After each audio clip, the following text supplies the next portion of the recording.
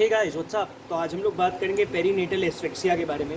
तो ये पीडियाट्रिक्स का बहुत ही इंपॉर्टेंट क्वेश्चन है और इसमें बहुत सारे सवाल आते हैं आपके, चाहे तो अगर आपसे न्यूनेटल रिससिटेशन का टेबल वाइवा हो या आपका एक शॉर्ट नोट हो कि बर्थ एस्फिक्सिया पे एक शॉर्ट नोट लिखिए। तो इम्पॉर्टेंट टॉपिक है और बेसिकली आप अपने अगर कभी भी आप पीडियाट्रिक्स लेते हैं या पीडियाट्रिक्स के ओपीडी या जो भी आपने उसमें आईपीडी में जाते हैं या आपने देखा होगा कभी लेबर रूम में कि how to treat birth asphyxia की। कभी कभार होता है कि बच्चा सांस नहीं ले रहा होता है, ठीक है, उसको एस्फिक्सिया हो जाता है कोई भी कारण से, ठीक है ना। तो उस चीज़ की बात करेंगे, उसका कैसे मैनेजमेंट हम लोग कर सकते हैं, ठीक है ना। तो आप जैसे डॉक्टर बन रहे हैं, ठीक है ना, आपकी भी लाइफ में हो सकता है ये केस मिले आपको, ठीक है, आप कुछ भी कर रहे हो, शायद से मेडिसिन ही कर रहे हो, ठीक है ना। तो हो सकता है कि आप न्यूनेटल रिससिटेशन वाले प्रोग्राम में कहीं जाए इंटर्न बन के, तो आपको एक चीज़ थोड़ा सा बेसिक पता रहना चाहिए कि हाँ बर्थ एस्फिक्सिया क्या है, इसको कैसे करेक्ट कर सकते हैं, ठीक है ना। तो पेरीनेटल एस्फिक्सिया, सबसे पहली बात इसको क्या कहते हैं, बर्थ एस्फिक्सिया, राइट। इसको और भी क्या कहते हैं, बर्थ एस्फिक्सिया। तो घुमा के भी क्वेश्चन आ सकता है कि वो नहीं लिखेगा कि हाँ कि मैं बर्थ एस्फिक्सिया पूछ रहा हूँ, ये लिखेगा पेरीनेटल एस्फिक्सिया। कुछ लोग यही कंफ्यूज हो जाएंगे, अरे हमने बर्थ एस्फिक्सिया पढ़ा था, पेरीनेटल क्या है, ठीक है। तो वही सेम चीज़ है बर्थ एस्फिक्सिया, राइट। तो डेफिनेशन क्या है WHO के हिसाब से कि a baby who has failed to initiate breathing और सस्टेन ब्रीदिंग। अब बेबी क्या है जो फेल कर गया इनिशिएट ब्रीदिंग में, ठीक है, जाए तो उसने ब्रीदिंग स्टार्ट ही नहीं की, जाए तो उसने स्टार्ट की लेकिन वो सस्टेन नहीं कर पा रहा है, ठीक है ना। जैसे उसने स्टार्ट कर दी और फिर वो सस्टेन नहीं कर पा रहा, वो ले ही नहीं पा रहा सांस, एक बार सांस लिया फिर नहीं ले पा रहा है, कोई भी कारण से हो सकता है, ठीक है ना। अब नेशनल न्यूनेटोलॉजी पेरीनेटल डाटाबेस के अनुसार कोई एक डाटाबेस है, ठीक है ना, नेशनल न्यूनेटोलॉजी पेरीनेटल डाटाबेस एक डाटाबेस है, NNPD कहते हैं, नेशनल न्यूनेटोलॉजी पेरीनेटल डाटाबेस, राइट। उसके अनुसार मॉडरेट बर्थ एस्फिक्सिया जो होता है वो होता है स्लो गैस्पिंग ब्रीदिंग और एबगार 4 to 6 at 1 minute, ठीक है ना। तो यहाँ पे APGAR स्कोर, एबगार स्कोर तो आपने पढ़ा होगा, जिसमें क्या क्या आता है, अपीयरेंस आता है, ठीक है ना, पल्स आता है, ग्रीमेस आता है, एक्टिविटी आती है, रेस्पिरेटरी एफर्ट आता है, ठीक है ना। अगर किसी बंदे का 4 to 6 एबगार है 1 मिनट पे, गोल्डन मिनट होता है, 1 मिनट का गोल्डन मिनट होता है, राइट। अगर आपने नियोनेटल रिससिटेशन को फॉलो किया हुआ है, कैसे कैसे उसके स्टेप्स चलते हैं, राइट, वो उसको मैं अलग टॉपिक में डील करूंगा, लेकिन आना चाहिए आपको नियोनेटल रिससिटेशन, क्योंकि बहुत ही इंपॉर्टेंट उसका एक टेबल वाइवा स्पेसिफिकली होता है, ठीक है ना। तो वहाँ पे गुड्डा लेके वहाँ पे क्या होता है, पीडियाट्रिक्स का एग्जामिनर जो है आपके सामने बैठ जाएगा, ठीक है ना। तो एक मज़े की बात बताता हूँ, मेरा एक हुआ था, अभी टर्म्स मेरे हुए हैं, तो मेरा क्या होता है, नियोनेटल रिससिटेशन का वाइवा था, राइट। तो उनने पूछा कि बताओ कैसे होता है भाई, मैंने बताना शुरू कर दिया, मैंने एक एक चीज़ बता दी। तो उसने मेरे से पूछा सबसे पहले क्या करोगे, ठीक है ना। तो मैंने कहा कि सर, जैसे शायद से एग्जामिनर को बुरा लग गया कि हाँ मैंने सब बता दिया, ठीक है ना। तो उसको शायद से बुरा लग गया, तो उसने फिर से मेरी एक सवाल पूछा कि सबसे पहले क्या करोगे। मैं कहा कि सर वही, मतलब कि सबको एडवाइस करेंगे, इंस्ट्रक्ट करेंगे, अपना टेबल रेडी रखेंगे, काउंसलिंग करेंगे। तो कह रहा है अरे लेबर रूम में सबसे पहले क्या करोगे, वो पूछता है मेरे से, ठीक है। तो मैं कहा कि सर वही मदर को देखेंगे, मदर की कंडीशन, ऑब्वियसली यही सब सवाल देंगे कि हाँ भाई उसको PPH तो नहीं हो रहा है, कोई कॉम्प्लिकेशन तो बेबी को, ऑब्स्ट्रक्टेड लेबर का तो केस नहीं है, ठीक है ना। तो हो सकता है कि उसका उस टाइम पे फीटल डिस्ट्रेस हो जाए और बेबी को प्रॉब्लम हो जाए, ठीक है ना। तो बाद में, ठीक है ना, हर में हार मान के मैं सॉरी बोल दिया, क्योंकि 3-4 बार पूछा सबसे पहले क्या करोगे, 1-2 बार तो बेवकूफ़ भी बोल दिया मेरे को, तो मैं नहीं बता पाया। तो मेरे से क्या कहता है, अरे सबसे पहले दरवाज़ा बंद करोगे, ठीक है ना। तो मेरे से बोलता है कि दरवाज़ा बंद करोगे। तो ऐसे भी फ्रस्ट्रेटेड एग्जामिनर कभी कभी आ जाए तो आपको क्या करना है, हाँ में हाँ सर जी सर, ठीक है, कर देना चाहिए, ठीक है ना। हमेशा ओवर स्मार्ट बनने की कोशिश नहीं है, अगर आपको आता भी है लेकिन एग्जामिनर के सामने आपको पास होना है, पास होना ज़्यादा जरूरी है। आपके हाथ में MBBS डिग्री चाहिए, अगर आप उसको ऑफेंड कर दोगे तो दिक्कत हो जाएगा। तो मैं बहुत ही इज्जत से, शालीनता से उनसे क्या, हाँ सर कि सबसे पहले दरवाज़ा बंद करेंगे, ठीक है ना। आप लोग भी याद करना, सबसे पहले दरवाज़ा बंद करोगे, क्योंकि लेबर रूम में बाहर की आवाज़ नहीं आनी चाहिए, ठीक है ना। और उसकी बात सच भी थी कि सबसे पहले दरवाज़ा ही बंद करोगे, ताकि जो है डिलीवरी का रूम जो है 25 डिग्री सेल्सियस पे मेंटेन रहे। गलत नहीं थी बात, लेकिन यार वो तो लॉजिक सी चीज़ होती है यार, कि सबको पता होती है कि हाँ यार दरवाज़ा तो बंद करना ही करना है यार, लेकिन ठीक है यार अब क्या कर सकते हैं, छोड़ो, ठीक है ना। तो मॉडरेट बर्थ एस्फिक्सिया में क्या होता है, slow gasping breathing, Apgar 4 to 6 minute in 4 to 6 होता है इन 1 मिनट, ठीक है ना, अगर स्लो गैस्पिंग ब्रीदिंग। अब सीवियर बर्थ एस्फिक्सिया कब होगा, नो ब्रीदिंग, ठीक है ना। एक तो होता है स्लो गैस्पिंग ब्रीदिंग, इसको लेबर्ड ब्रीदिंग कह सकते हैं, ठीक है ना। जैसे तुमने क्या किया जैसे बर्थ में तुमने क्या किया, टोन टर्म क्राई देखते हो ना सबसे पहले, ठीक है ना। फिर उसके बाद देखते हो येस नो, येस में तुम फिर उसको मदर को दे दोगे, तो फिर वहाँ पे मदर का जो अपना काम होता है कि हाँ भाई सक्शन सेक्रीशन करोगे, ठीक है, उसको बॉडी वार्म में टेम्परेचर मेंटेन करोगे, मदर को दे दोगे, ठीक है, बेस्ट फीडिंग इनिशिएट करा सकते हो, ठीक है ना, तो वो सब कराओगे। अगर नो होता है तो अगर फिर देखोगे कि भाई वो ब्रीदिंग उसकी कैसी है, ठीक है ना, तो लेबर्ड ब्रीदिंग है तो क्या करोगे, अगर मतलब कि ब्रीदिंग भी पैटर्न सही नहीं है तो क्या करोगे, एक में पॉजिटिव प्रेशर वेंटिलेशन दोगे, एक में क्या दोगे, एक में पॉजिटिव प्रेशर वेंटिलेशन दोगे जिसमें इंडोट्रैकियल इंट्यूबेशन और बैग एंड मास्क वेंटिलेशन आता है, एक में सीपैप लगा दोगे, ठीक है ना। तो इस तरह से नियोनेटल रिससिटेशन चलता है, ठीक है ना, उसका एक पूरा फ्लो चार्ट है जो कि मैं आगे पढ़ाऊंगा आपको, ठीक। तो सीवियर बर्थ एस्फिक्सिया में क्या होता है कि no breathing, Apgar score 0 to 3 at 1 minute, 1 minute golden period होता है, हमेशा याद रखना। तुम्हारे पास नियोनेटल रिससिटेशन के लिए ज़्यादा वक्त नहीं रहेगा, ठीक है ना। तुम्हें 1 मिनट के अंदर तुम्हें ये डिटरमाइन करना था कि इस बंदे को एस्फिक्सिया है या नहीं है, ठीक है ना। तो 1 मिनट में तुम्हें डिटरमाइन करना है। और तुम्हें एब्गार भी उसी 1 मिनट में, अच्छा एब्गार में ग्रीमेज कैसे चेक करते हैं ये थोड़ा सा याद रखना कि उसमें उसकी नाक में कैथेटर डाल के चेक करेंगे उसकी बच्चे का, फिर देखेंगे कैसे वो प्रेजेंट करता है, ठीक है ना। ये बहुत ही अच्छा सवाल है और बहुत ही इंपॉर्टेंट सवाल है जो कि आई गेस आना चाहिए। कैसे एब्गार, ग्रीमेज तो तुम बता दोगे कि हाँ नो ग्रीमेज, ठीक है, ग्रीमेज प्रेजेंट, क्राई एकदम बढ़िया से क्राई वाई कर रहा है, ठीक है ना, तो ऐसा थोड़ा बता दोगे, लेकिन क्यों कैसे करते हैं तो वो नहीं बता पाओगे। तो कैथेटर से करते हैं, कैथेटर उसकी नाक में डाल देते हैं तो उससे वो उसका फिर फेशियल एक्सप्रेशन देखते हैं, राइट।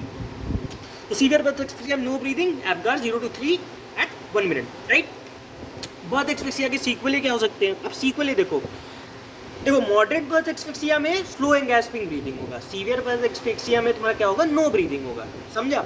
बर्थ एस्फिक्सिया का सीक्वल देखो, बेबी नॉट ब्रीदिंग, अब बेबी अगर ब्रीथ नहीं कर रहा है, हाइपोक्सिया के केस में चला गया, ठीक है, ऑब्वियसली हाइपोक्सिया में जाएगा, तो क्या कर सकता है, हाइपोक्सिया में क्या ऑक्सीजन की कमी हुई, एनारोबिक मेटाबॉलिज्म, जिससे क्या होगा, लैक्टिक एसिडोसिस।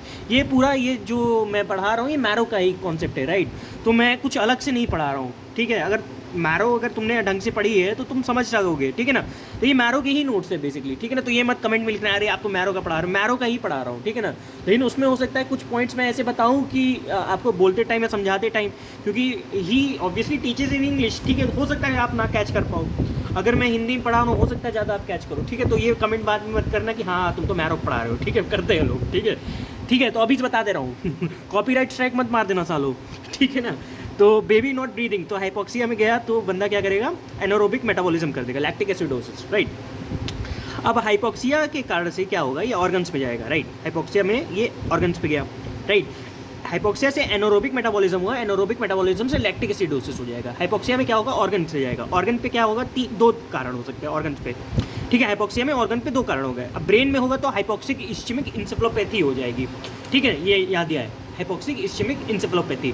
इंसेफेलोपैथी का मतलब क्या होता है, अल्टर्ड सेंसोरियम होती है ना इंसेफेलोपैथी, मतलब इंसेफेलॉन का कोई पैथोलॉजी आगे, समझते हो, वर्निकेज इंसेफेलोपैथी, हिपैटिक इंसेफेलोपैथी, ये सब सुना होगा, ठीक है ना।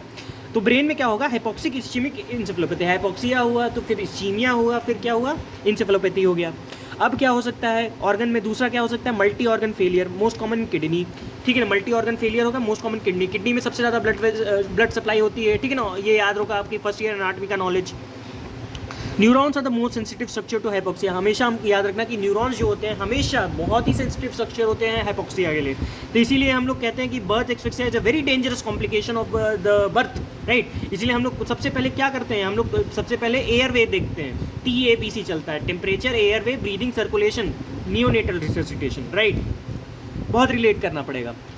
अमेरिकन एकेडमी ऑफ पीडियाट्रिक्स के क्राइटेरिया क्या है हाइपोक्सिक इस्चेमिक इंसेफेलोपैथी के लिए, तो defined as presence of all of the following, ये ऑल ऑफ द फॉलोइंग को डिफाइन करता है प्रेजेंस के, ठीक है। तो हो सकता है प्रोफाउंड एसिडोसिस होगा in the umbilical cord blood. क्या होता है, American Academy of Paediatrics AAP के अनुसार अगर तुम्हारा जो है ये प्रोफाउंड एसिडोसिस कर दिया, pH जो हो गया कम हो गया 7 से, in umbilical cord blood, umbilical cord के ब्लड में pH जो है 7 से कम हो गया, हाइपोक्सिया, ठीक है, मेटाबॉलिक एसिडोसिस, लैक्टिक एसिडोसिस हो रहा है एनारोबिक मेटाबॉलिज्म से, लैक्टिक एसिडोसिस, तो वो यहाँ पे ऑब्वियसली प्रोफाउंड एसिडोसिस हो जाएगा, राइट। समझते हो बात को। Apgar 0 to 3 at 5 minutes, 0 to 3 Apgar है मतलब no breathing, severe birth asphyxia at 5 minutes, right. और evidence of CNS dysfunction example seizure. अब हाइपोक्सिक इस्केमिक इंसेफेलोपैथी हुई तो हो सकता है वो सीजर पे प्रेसिपिटेट करे बंदा, सीएनएस डिसफंक्शन हो, example seizure, CNS dysfunction, right. American Academy of Paediatrics क्या क्या 3 चीज़ें मैंने बताई। एक मेटाबॉलिक एसिडोसिस, जैसे मैंने बताया था कि मतलब कि प्रोफाउंड एसिडोसिस हो जाएगा, नो ब्रीदिंग बताया था, और क्या होगा तीसरा, हाइपोक्सिक इस्केमिक इंसेफेलोपैथी के कारण सीएनएस डिसफंक्शन होगा, जिसका एग्जांपल है सीजर, जो कि हो जाएंगे बंदे को, राइट। नेक्स्ट बात करते हैं जल्दी जल्दी, राइट। एविडेंस और चौथा एक और होता है कि evidence of multi organ failure, जैसे कि इंक्रीज क्रिएटिनिन और लिवर एंजाइम लेवल्स। तो अगर मल्टी ऑर्गन फेलियर का एविडेंस रहेगा तो आपका जो है क्रिएटिनिन बढ़ जाएगा और लिवर एंजाइम्स बढ़ जाएंगे, ठीक है, ये पता है सबको। Evidence of hypoxia in brain tissue. अब हाइपोक्सिया का एविडेंस क्या है ब्रेन टिश्यू पे, अब समझो। टर्म पे क्या होगा कि पैरासजाइटल इन्फार्क्ट्स बनेंगे, वाटरशेड एरिया। तो वहाँ पे क्या होगा, अगर देखो पैरासजाइटल इन्वॉल्व हुआ, पैरासजाइटल सजाइटल के मतलब पैरासजाइटल उसके अराउंड, तो स्पास्टिक क्वाड्रिप्लेजिया मतलब चारों लिम्ब गए, increase tone in all the 4 limbs, hypertonia हो जाएगा, ठीक है, समझते हो। एक तो हाइपोटोनिया, एक हाइपरटोनिया। मान लो बंदे का हाथ मैंने ऐसे पुश कर दिया, ऐसे पुश कर दिया, एकदम फ्लैसिड है, ऐसे ऐसे कर रहा है, ठीक है ना, तो क्या होगा हाइपोटोनिया। अगर ऐसे ऐसे जा रहा है, ठीक है, एकदम मतलब कि उससे, तो ये क्या है hypertonia. It is the most common type of cerebral palsy. ये क्या है, सबसे common type of cerebral palsy है। अपर लिम्ब का इन्वॉल्वमेंट ज़्यादा होता है लोअर लिम्ब से, याद रखना इस चीज़ को, ठीक है ना। तो इसमें कुछ समझाने का नहीं है, पैरासजाइटल इन्फार्क्ट्स बनेंगे। बेसिकली क्या होता है टर्म में, पैरासजाइटल इन्फार्क्ट होगा तो स्पास्टिक है ना, स्पाज्म हो रहा है तो हाइपरटोनिया होगा, टोन ज़्यादा हो जाएगा, क्वाड्रिप्लेजिया मतलब चारों लिम्ब में, ठीक है। It is most common type of cerebral palsy, cerebral palsy होगा, अपर लिम्ब का इन्वॉल्वमेंट ज़्यादा होगा। प्री टर्म में पी से पेरीवेंट्रिकुलर ल्यूकोमलेशिया, ठीक है ना, पेरीवेंट्रिकुलर ल्यूकोमलेशिया हो जाएगा। तो यहाँ पे क्या होगा, periventricular white matter affected, periventricular white matter affected हो जाएगा। तो क्या होगा कि स्पास्टिक डाइप्लेजिया हो जाएगा। यहाँ पे भी डाइप्लेजिया, लेकिन दोनों लोअर लिम्ब, यहाँ पे अपर लिम्ब का ऊपर वाले टर्म के केसेस में हमेशा याद रखना अपर लिम्ब का ज़्यादा तुम देखोगे, ठीक है, उसमें लोअर लिम्ब का भी रहेगा लेकिन अपर लिम्ब ज़्यादा कॉमन होता है। लेकिन जब तुम प्री टर्म में आओगे तो लोअर लिम्ब ज़्यादा जाएगा, इंक्रीज टोन लोअर लिम्ब का ज़्यादा रहेगा। It is type of cerebral palsy, ये भी सेरेब्रल पाल्सी का टाइप है, ठीक है। Manifestations of hypoxic ischaemic encephalopathy in neonatal period. Neonatal period के क्या क्या मैनिफेस्टेशन है, तो 2 स्टेजिंग हम लोग मतलब कि स्टेजिंग कौन सी होती है, तो इसमें सारनाट एंड सारनाट स्टेजिंग सिस्टम होता है, जिसको हम लोग मेमोनिक याद कर सकते हैं, CRSAO सारनाट एंड सारनाट स्टेजिंग सिस्टम होती है, ठीक है ना। तो इसमें बहुत ही देखो कॉम्प्लेक्स स्टेजिंग है, अगर नहीं याद होती है कोई दिक्कत नहीं है, ठीक है ना, ये बस देख लो क्या होता है, ठीक है, CRSAO होता है। तो सीएनएस में क्या है, हम लोग देखो सीएनएस के हिसाब से हम लोग चलेंगे, इसमें सीएनएस के हिसाब से हम लोग जाते हैं। हाइपोक्सिक इस्केमिक इंसेफेलोपैथी है, इंसेफेलोपैथी मतलब दिमाग का इन्वॉल्वमेंट है, दिमाग का इन्वॉल्वमेंट होगा सीएनएस का इन्वॉल्वमेंट होगा। सीएनएस के इन्वॉल्वमेंट में क्या क्या आएंगे देख लो, कॉन्शियसनेस होगा, सीएनएस का कौन सा पहला फंक्शन, कॉन्शियसनेस, रिफ्लेक्सेस मेंटेन करता है, ऑब्वियसली सीजर्स करता है, ऑटोनॉमिक इन्वॉल्वमेंट करता है जो कि प्यूपिल साइज, हार्ट रेट वही सब देखता है ना, ऑब्वियसली आउटकम क्या होगा इसका, ठीक है ना। तो यही चीज़ है CRSAO मतलब कॉन्शियसनेस, ठीक है ना, रिफ्लेक्सेस क्या होगा, सीजर्स, ए से क्या होगा ऑटोनॉमिक इन्वॉल्वमेंट, ओ से क्या होगा आउटकम, ठीक है ना, ये याद रखना इस चीज़ को। क्या क्या हमने बताया, consciousness, reflexes, seizures, autonomic involvement and outcome, right. अब कॉन्शियसनेस में देखो 3 स्टेजेस होंगे, एक तो पहले तो याद रख लो 3 स्टेजेस डिवाइड है। एक तो एक्साइटेबल होगा बंदा, मतलब कि जो भी बच्चा होगा वो एक्साइटेबल होगा, एक तो डिप्रेस होगा, एक तो नॉन फंक्शन हो गया, ठीक। तो कॉन्शियस में हाइपर अलर्ट है, डिप्रेस में लेथार्जिक होगा, स्टेज 3 में कोमाटोस मतलब गया, ठीक। रिफ्लेक्सेस में अब 2 तरह की रिफ्लेक्सेस, एक मोरो रिफ्लेक्सेस पढ़ा होगा आपने, एक सक्लिंग रिफ्लेक्सेस। सक्लिंग रिफ्लेक्स कहाँ होता है, मतलब क्या होता है कि सक्लिंग रिफ्लेक्स क्या होता है बेसिकली, जो कि आपका जब आपका निप्पल जो होता है बेबी के माउथ से अटैच हो जाएगा तो वहाँ पे बेबी सक्लिंग रिफ्लेक्स चालू करता है, वो खींचने के लिए, वो जो मिल्क है ब्रेस्ट मिल्क को खींचने के लिए एक रिफ्लेक्स लगाता है, वो होता है सक्लिंग रिफ्लेक्स, राइट। तो ये रिफ्लेक्सेस जो होते हैं इसीलिए रिसेट कर पाओगे अगर एक्साइटेबल स्टेज होगा, तो ये दोनों प्रेजेंट रहेंगे। डिप्रेस स्टेज में स्लाइटली स्लगिश होगा, राइट, डिप्रेस्ड है तो स्लगिश होगा, लेकिन अगर नॉट फंक्शनिंग है तो एब्सेंट, खत्म। सीजर्स क्या होगा, नॉट नोटेड, एक्साइटेबल है नहीं नोटेड होगा, डिप्रेस में नोटेड होगा। अब नॉट फंक्शनिंग में तो ऑब्वियसली वो कोमाटोज हो गया, कोमा में गया पर्सन थोड़ी ना सीजर लेके आ जाएगा, ठीक है ना, तो seizure not noted. Again autonomic involvement क्या होगा, बंदा एक्साइटेबल है, एक्साइटेबल की कौन से कारण होते हैं, सिंपैथेटिक, और यहाँ पे डिप्रेस्ड है तो पैरासिम्पैथेटिक, तो यहाँ पे कुछ भी नहीं मिलेगा नॉट फंक्शनिंग में। नॉट फंक्शन मतलब नॉट फंक्शन, कुछ भी नहीं है, खत्म, ठीक है। प्यूपिल साइज सिंपैथेटिक में क्या होगा, मिड्रियासिस, पैरासिम्पथेटिक में ओपी पॉइजनिंग याद रखना, miosis pin point pupil OP poisoning, लेकिन यहाँ पे ओपी पॉइजनिंग नहीं, याद करने का तरीका बता रहा हूँ, मायोसिस होता है, right. Mid size poor reaction to, right, mid size हो जाएगा पुअर रिएक्शन टू, ना कि मिड्रियासिस ना ही मायोसिस, राइट, ठीक। हार्ट रेट क्या होगा, सिंपैथेटिक में बढ़ जाता है, पैरासिम्पैथेटिक में घट जाता है, और नॉट फंक्शनिंग में तो भाई इरेगुलर कुछ भी मिल सकता है। आउटकम 99% है और इसका आउटकम नॉर्मल होता है, ऑब्वियसली एक्साइटेबल है, 80% नॉर्मल होता है, अभी चलो डिप्रेस्ड है, 20% न्यूरोलॉजिकल सीक्वेल हो जाता है, लेकिन सबसे इंपॉर्टेंट ये है कि नॉट फंक्शनिंग वाले स्टेज में क्या होता है कि वो कभी नॉर्मल नहीं रह पाता। ये बहुत ही ख़राब सी स्टेज है, क्योंकि इसमें 50% बच्चे जो है मर जाते हैं और 50% को न्यूरोलॉजिकल सीक्वेल होना है, निश्चित चीज़ है, ठीक है ना। तो ये थोड़ा सा स्टेज 3 सारनाट एंड स्टारनाट स्टेजिंग का ऑब्वियसली थोड़ा सी ख़राब चीज़ है। लेकिन अगर हम लोग एक लिवाइन क्राइटेरिया हो सकता है, लिवाइन क्राइटेरिया की अगर बात करें तो लिवाइन क्राइटेरिया में CRS तो होगा, लेकिन T भी होगा, CRST होता है, कॉन्शियसनेस, रिफ्लेक्सेस, सीजर्स, और बाकी सारी चीज़ें सेम होती है, ये लिवाइन क्राइटेरिया हो गया, राइट। ज़्यादा नहीं बात करेंगे उसके बारे में। अब देखो neuro imaging and treatment of hypoxic ischaemic encephalopathy.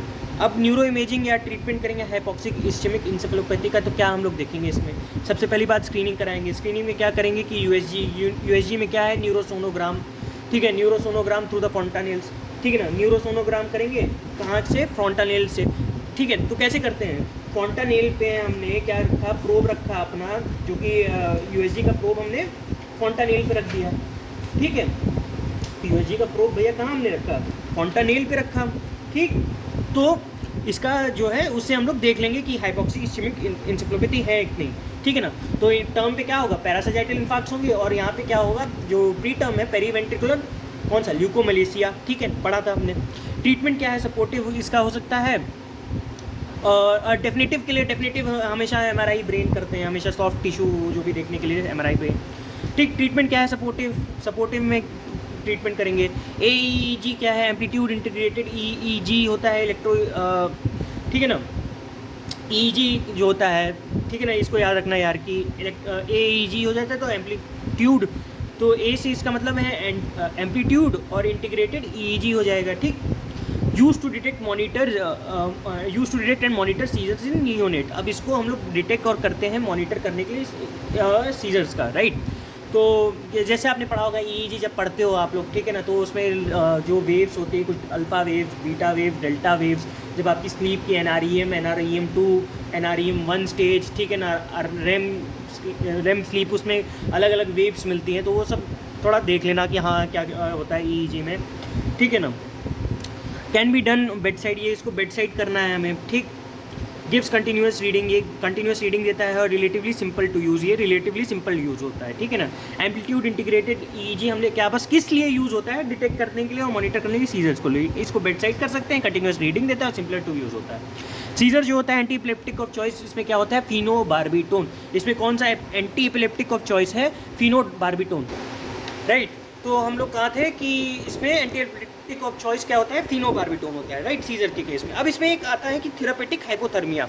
अब थेरापेटिक हाइपोथर्मिया क्या होता है कि यहाँ पे मेटाबॉलिक एक्टिविटी ऑफ ब्रेन जो होता है वो डिक्रीज कर जाता है। अब देखो हाइपोक्सिक इस्चेमिक इंसेफेलोपैथी होगी तो हो सकता है कि ऑब्वियसली इंसेफेलोपैथी है तो मेटाबॉलिक एक्टिविटी ऑफ ब्रेन कम होगा। अब अगर मेटाबॉलिक एक्टिविटी ऑफ ब्रेन कम होगा तो यहाँ पे हो सकता है कि बंदे को कूलिंग हो जाए, वहाँ पे मतलब कि जो हाइपोथैलेमस है, जो टेम्परेचर रेगुलेटिंग सेंटर है, वहाँ पे भी दिक्कत करे। तो यहाँ पे क्या हो सकता है, 2 टाइप की थेराप्यूटिक हाइपोथर्मिया हम लोग कर सकते हैं, ठीक है ना, ताकि जो है ब्रेन की एक्टिविटी, देखो क्या होता है, समझो बात को समझो क्या होता है बेसिकली। अब हमें क्या कर रहे हैं, ट्रीटमेंट कर रहे हैं हम लोग हाइपोक्सिक इस्चेमिक इंसेफेलोपैथी का, राइट। हमें क्या होता है कि डैमेज तो हो चुका, अगर फर्दर डैमेज हमें प्रिवेंट करना है तो क्या करते हैं हम लोग, जैसे कोई भी पहाड़ पे जाता है, मान लो ठीक है ना, एक बहुत ही क्लासिक एग्जांपल है, एक माउंटेनियर का, मेरे को एग्जैक्टली नाम नहीं याद आ रहा है, what happened to him, he was on uh, मतलब वो ट्रैक पे था बंदा, मतलब कि अपनी जो भी माउंटेनियरिंग कर रहा था बंदा, बहुत ही फेमस था, मेरे को नाम एग्जैक्टली मेरे को अभी नहीं आ रहा है, क्लिक नहीं कर रहा है, बट क्या हुआ कि वो गया उधर माउंटेनियरिंग कर रहा था, he was at a very height, right. तो क्या हुआ, एकदम से एवलांच आया and he suffered severe injury on his head, right. तो अभी भैया क्या किया जाए, अब वो तो बेस कैंप से जो है बहुत ही ऊपर था, राइट। तो उनके जो भी उनके साथ के जो जितने कैंप के बंदे थे उनने क्या किया, उसके सर को जो है बर्फ़ से ढक दिया, उसके सर को केवल बर्फ से ढक दिया एंड मतलब कि उसके बचने की संभावनाएं ना के बराबर थी, लेकिन उनने उसके सर को मतलब कि बर्फ़ से ढक दिया, तो उसकी जो फर्दर इंजरी थी ब्रेन की, फर्दर इंजरी इससे कम हो जाती है, ठीक ना। जो अगर मान ले कि तुमने अगर अपने सर को ठंडी में रखा तो ब्रेन की इंजरी जो है कम हो जाएगी, बस इतना सा कॉन्सेप्ट याद रखना। उसमें मेटाबॉलिक एक्टिविटी ठंडक जो है ना वो ब्रेन की मेटाबॉलिक एक्टिविटी कम कर देती है, इसलिए तुमने देखा होगा, ठीक है ना। ये तो समझाने के लिए मैं बता रहा हूँ ये वाला लाइन कि ठंडी में नींद ज़्यादा आती है क्योंकि वहाँ पे मेटाबॉलिक एक्टिविटी दिमाग की बंद हो जाती है, राइट। तो ठंडी में सुबह उठा नहीं जाता, ठीक है ना, इसलिए हम लोग आलसी हो जाते हैं, ठीक है ना। तो इसी तरह के यही कॉन्सेप्ट लगा के सोच लेना कि हाँ अगर ठंड में रखेंगे तो दिमाग की मेटाबॉलिक एक्टिविटी कम होगी, हम लोग ज़्यादा देर तक दिमाग को प्रिजर्व कर सकते हैं। और वो बंदा माउंटेनियर जो था वो बाद में बच भी गया इसी कारण से, उनके कैंप के साथियों ने अच्छा दिमाग लगाया कि उसके ब्रेन को बर्फ़ में अच्छे से प्रिजर्व करके लाए नीचे तक, ठीक है ना। तो थेरापेटिक हाइपोथर्मिया में क्या होता है, डिक्रीज मेटाबॉलिक एक्टिविटी हम लोग कर देते हैं ब्रेन का, जिससे टू टाइप्स के थेरापेटिक हाइपोथर्मिया होता है, जिसमें हम लोग क्या करते हैं होल बॉडी कूलिंग, एक कूलिंग चैम्बर में डाल दे उसकी होल बॉडी कूलिंग करने लगे जाए तो, लेकिन सेलेक्टिव हेड कूलिंग करने लगे, ठीक है ना। तो टेम्परेचर हमें कहाँ कितना मेंटेन करना है, 33.5 टू 34.5 डिग्री सेल्सियस तक करना है। क्राइटेरिया क्या हो सकता है, more than 6 weeks of gestation and more than 2 kg, एक क्राइटेरिया है, इसका भी क्राइटेरिया है, ठीक है। इतने क्राइटेरिया है, याद रहे, ठीक है, नहीं याद रहे कोई दिक्कत नहीं, क्राइटेरिया बस जान लो कि क्या होता है। 36 वीक्स ऑफ जेस्टेशन ज़्यादा होना चाहिए, 2 kg से ऊपर का बच्चा होना चाहिए। मॉडरेट टू सीवियर HIE में करेंगे एकदम कि मतलब कि लेस बहुत ही कम HIE है तो उसमें नहीं देने लग जाएंगे हाइपोथर्मिया, ठीक है। Started with in 6 hours of birth, 6 घंटे के अंदर हमें स्टार्ट कर देना है इस चीज़ को। ड्यूरेशन मैक्सिमम 72 आवर्स का मैक्सिमम ड्यूरेशन है, राइट, इससे ज़्यादा नहीं करना चाहिए। अब कुछ होते हैं कि जो एग्रेसिव ट्रीटमेंट करते हैं उनके लिए मैं नहीं कर रहा हूँ, ठीक है ना। मेडिकल साइंस में कोई भी चीज़ एब्सोल्यूट नहीं होती, ये हमेशा ये बात है याद रखना।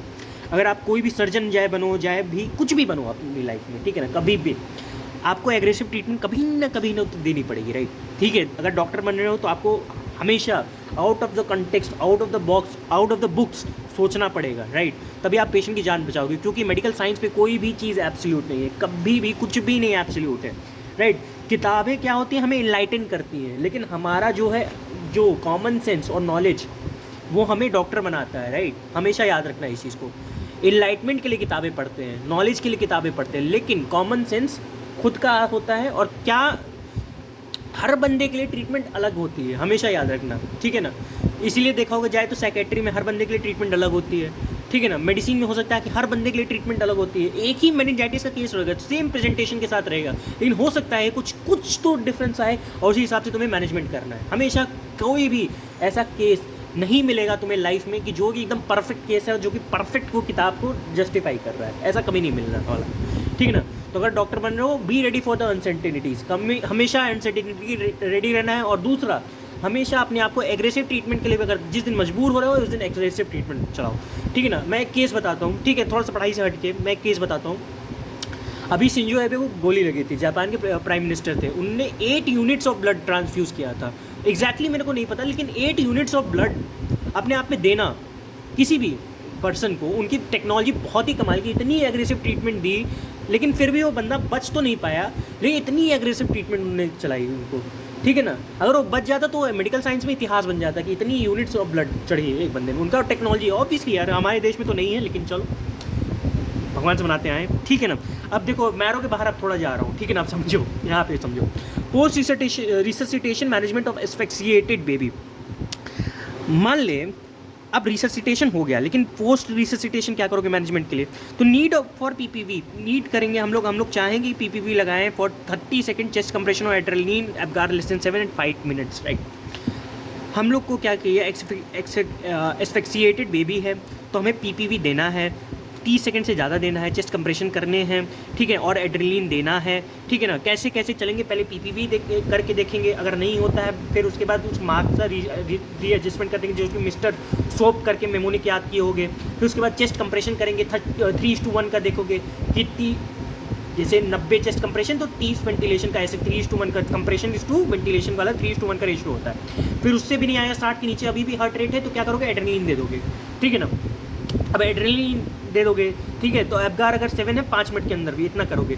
अब इसके बाद अगर इस एब्गार जो है अभी भी 7 है, लेस देन 7 at 5 minutes, तो इसको क्या करोगे, NICU में ट्रांसफर कर दोगे, मॉनिटर द बेबी, NICU में डाल दिया उसको और मॉनिटर करोगे बेबी को, राइट। अब अगर वो बंदा जो है डायनेमिकली स्टेबल है, normal tone, activity, sensorium, no seizures, अगर बंदा सब कुछ सही है, उसका tone, activity, sensorium, no seizure है, तो shift to mother side, initiate breast feeding, उसको मदर साइड को दे दोगे और इनिशिएट कर दोगे ब्रेस्ट फीडिंग, उसका फर्स्ट क्लास एकदम, ठीक है ना। अगर maintain normal body temperature to avoid hypothermia, अभी भी अगर वो नहीं स्टेबल हुआ तो क्या करोगे, मेंटेन करोगे नॉर्मल बॉडी टेम्परेचर को, अवॉइड करोगे हाइपोथर्मिया को, ठीक है ना, मेंटेन करोगे नॉर्मल ऑक्सीजनेशन, वेंटिलेशन को, राइट, इंश्योर करोगे normal perfusion and saline bolus, ठीक है ना, इसको भी मेंटेन करोगे नॉर्मल ग्लूकोज को, मॉनिटर करोगे बेबी को, राइट। तो ये काम आप करोगे कि मेंटेन करोगे बॉडी टेम्परेचर को उसके, और मेंटेन करोगे और नॉर्मल ऑक्सीजनेशन। ये पोस्ट रिससिटेशन बता रहा हूँ, अभी नहीं हाइपोथर्मिया देना, तुमने रिससिटेशन कर दिया, ठीक है ना, ये रिससिटेशन तुमने किया। अब इसको मेंटेन कैसे करोगे, मेंटेन करोगे नॉर्मल बॉडी टेम्परेचर को, हाइपोथर्मिया मेंटेन करोगे, नॉर्मल ऑक्सीजनेशन एंड वेंटिलेशन करोगे, इंश्योर करोगे normal perfusion by saline bolus, और मेंटेन करोगे नॉर्मल ब्लड ग्लूकोज, और मॉनिटर करोगे बेबी को, खत्म, ठीक है ना। तो ये बात रही आपकी बर्थ एस्फिक्सिया, पेरीनेटल एस्फिक्सिया के बारे में। आई होप आपको समझ में आया होगा, और नहीं समझ में आता तो कमेंट करना, कमेंट सेक्शन में कुछ पूछ लेना अगर नहीं समझ में आता है, ठीक है ना। कुछ चीज़ें हो सकता है ना समझ में आया हो, ठीक है ना, मैं फिर से कोशिश करूँगा बताने की, वहाँ कमेंट सेक्शन में बताने की कोशिश करूँगा, राइट। तो आई होप आपको ये समझ में आती है और अच्छी लगी हो। मिलते हैं आपसे नेक्स्ट वीडियो में, तब तक के लिए बाय।